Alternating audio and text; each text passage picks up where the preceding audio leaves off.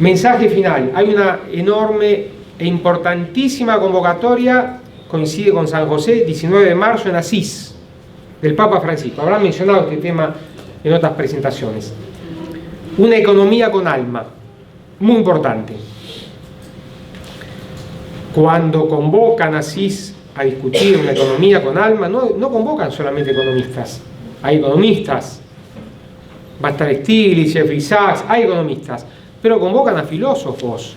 El Papa está convocando a activistas sociales, a cambiadores sociales, social changers, a empresarios. Está convocando con un criterio integral. Y lo mismo tenemos que hacer con el tema tecnológico. Por eso la analogía, economía con alma, tecnología con alma. Tecnología con alma. Ese es el mensaje final que me gustaría dejarles.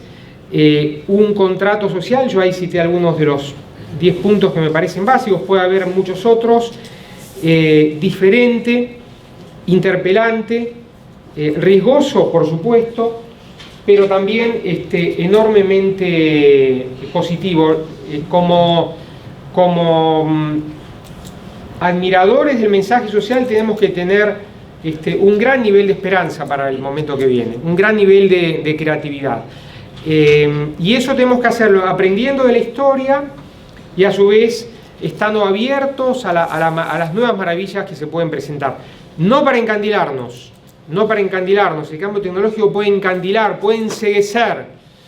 Si vemos al otro como un ser humano, no nos vamos a enceguecer, vamos a ver al otro como una nueva frontera a la cual hay que rescatar. El concepto también de hospital de campaña, de evitar estos elementos de economía del descarte, evitar las inmigraciones tecnológicas, que son otro gran riesgo, ¿no? Si el empleo masivo está asociado a la tecnología, no solo se puede generar el riesgo de inmigraciones ecológicas, también inmigraciones tecnológicas, o no, porque hoy desde la Argentina se puede estar exportando conocimiento a otras partes del mundo, como se está haciendo. La Argentina está generando más exportaciones casi de su sector de economía y conocimiento que de su sector de economía industrial. Y eso también es un elemento muy importante para tener en cuenta como política de Estado. Bueno, termino acá, les agradezco mucho y si quieren establecemos algo.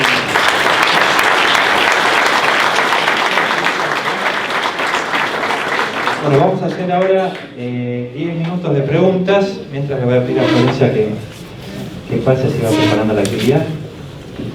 Bueno. Sí. ¿Alguna pregunta? Vamos.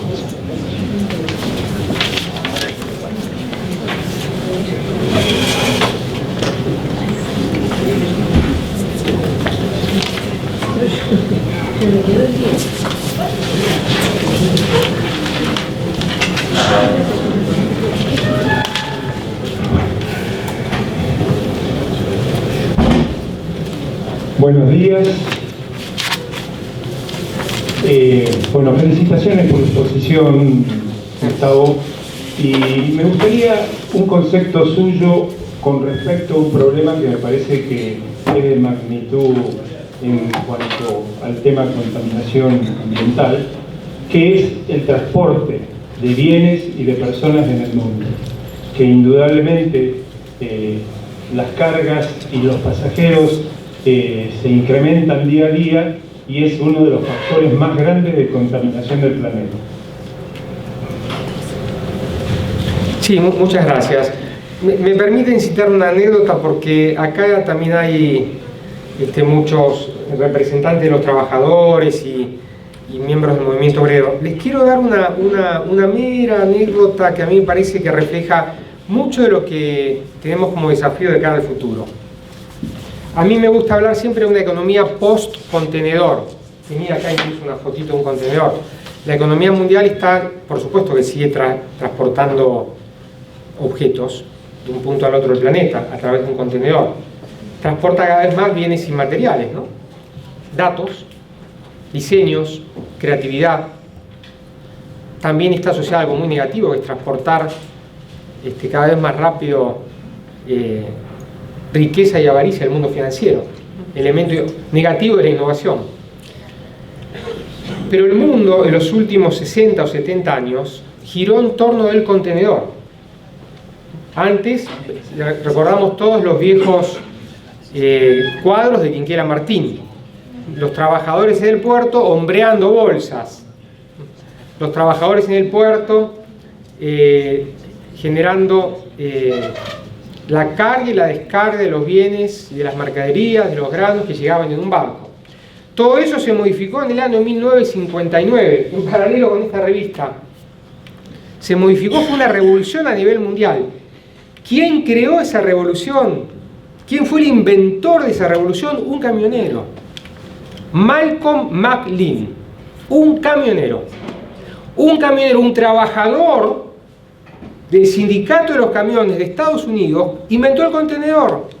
Un día estaba haciendo cola en Carolina del Sur esperando que con su camión descargaran toda la mercadería para ir al barco, y se le ocurrió crear un contenedor. La moraleja, un poquito con lo que me estabas preguntando: los trabajadores, con su creatividad, su inventiva, su conocimiento de las tareas que desarrollan, pueden hacer una enorme contribución a este tipo de cambio tecnológico. Estamos hablando de hace 70 años, cuando el cambio tecnológico estaba asociado a elementos físicos, pero los trabajadores, lo que se llama imaginación tecnológica popular, pueden hacer una enorme contribución a este tipo de invento. Y en el transporte hay muchísimo por hacer y muchísimo por modificar también, con enormes dilemas éticos. Les pongo un ejemplo mínimo de todos los dilemas éticos que se dan en el transporte urbano. Lo vemos acá nosotros recorriendo cualquier calle de nuestra ciudad cada vez más crecientemente. El delivery o las bicisendas. Ejemplo de las bicisendas. Las bicisendas son una gran política pública en toda América Latina. Porque, ¿qué generan? Son una gran política de salud. Usadas masivamente, previenen enfermedades, riesgos cardiológicos, que la gente desarrolle obesidad, colesterol, etcétera, etcétera. Son una gran herramienta de política pública, a muy bajísimo costo.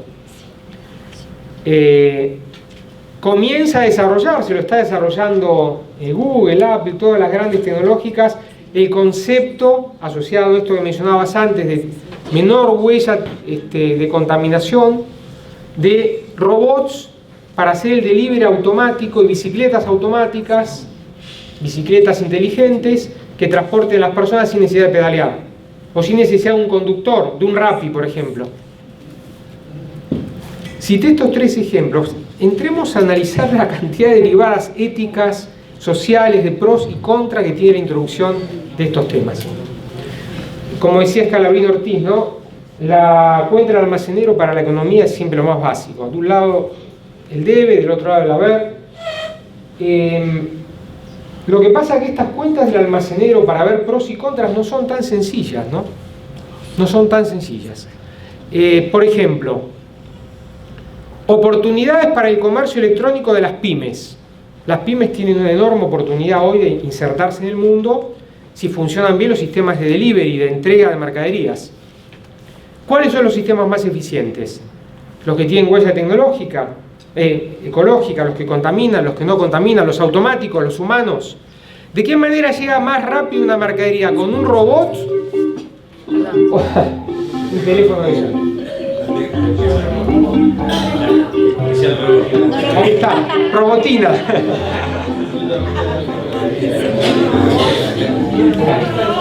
Ahí va, muy bien. Estaba muy bien ambientada. No, para no extenderme, fíjense en el tema de las bicicletas, de las bicisendas asociadas al trabajo informal, que ha generado tantos debates en cuanto a la agremiación, pero asociada también a un concepto de eficacia, pros, contras de cada cosa. ¿Y por qué menciono a las pymes? Porque también son un gran dilema de integración al mundo, ¿no? A través del comercio electrónico. El comercio electrónico, podríamos hablar de una manera entera de comercio electrónico, es una revolución que está ocurriendo hoy a nivel mundial, a nivel de la Argentina, que conjuga estas dos economías que estamos hablando. Porque yo puedo comprar o pedir cualquier cosa de un punto al otro del mundo o de la Argentina. Una pyme puede terminar vendiéndolo al mundo, pero va a requerir para trasladar la mercadería, un camionero, una aduana que funcione, un aeropuerto que no pierda las cosas, rapidez en los correos, etcétera, etcétera. Y fijémonos cómo todo vuelve, Los correos, por ejemplo, era la gran herramienta tecnológica de hace 100 y pico de años, la gran herramienta tecnológica. Lo siguen siendo, a pesar de que están asociados ahora al comercio electrónico. Si no hay un buen funcionamiento del sistema de correos, del transporte, por más que haya comercio electrónico, por más que pueda comprar algo, ni hablar de las aduanas. Por eso, cuando mostraba esta revista, ese contrato social, ese estado de bienestar, estaba asociado al petróleo, autos, el pacto social de Roosevelt, el New Deal estaba asociado a la construcción de autopistas y a la plantación de árboles para los grandes parques nacionales. Con Nueva Estados Unidos, que se encuentra con gigantescos parques nacionales plantados en la época del New Deal, con autopistas asociadas a la industria automotriz y con el desarrollo del petróleo. ¿Ese mundo existe hoy? Sí. ¿Sigue siendo importante? Sí. No es